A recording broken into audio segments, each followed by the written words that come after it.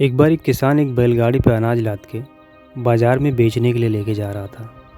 वो पूरा दिन चला, शाम होने वाली थी कि तभी बाजार से कुछ ही दूरी पे पहले उसकी बैलगाड़ी का एक पहिया टूट के गिर जाता है। वो बैलगाड़ी से नीचे उतरा, देखा तो बैलगाड़ी का पहिया टूट चुका था।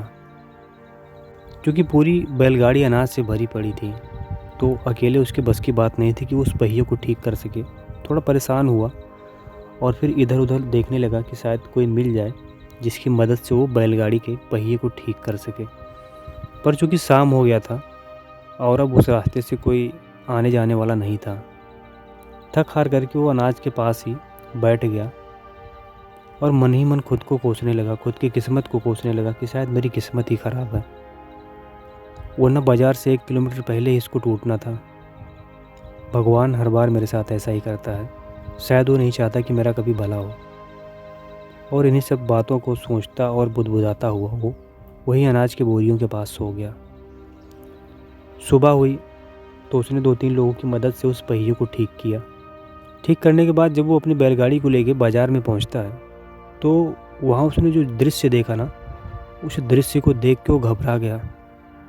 वहाँ उसने देखा कि रोज़ लोग रो रहे हैं, चीख रहे हैं, चिल्ला रहे हैं, इधर उधर भाग रहे हैं। तो बगल में एक व्यापारी से उसने पूछा कि यहाँ क्या हुआ है। तो व्यापारी ने कहा कि कल रात यहाँ डाकुओं का एक झुंड आया था। उसने यहाँ की सारी दुकानें लूट ली, लोगों के पैसे छीन लिए, लोगों को मारा भी। उस व्यापारी की बातों को सुनकर ये किसान एक गहरी सांस लेता है और मन ही मन ईश्वर को धन्यवाद देने लगा और सोचने लगा कि अच्छा हुआ मेरे बैलगाड़ी का पहिया टूट गया था, वरना मैं भी कल शाम को ही यहाँ पहुँच जाता और इनके साथ मेरा भी अनाज लूट लिया जाता। दोस्तों, हम मनुष्य का नेचर है कि हमारे साथ जब भी कोई एक बुरा घटना घटती है ना, तो हम हमेशा यही सोचते हैं कि हमारे साथ ऐसा क्यों हुआ है। पर एक बार भी हमें इस बात का ख्याल नहीं आता कि हो सकता है कि इस घटना के पीछे कोई बड़ी वजह हो और इसमें हमारे लिए कोई भलाई भी छिपी हो। पर कुछ चीज़ें हमें तुरंत समझ में नहीं आती।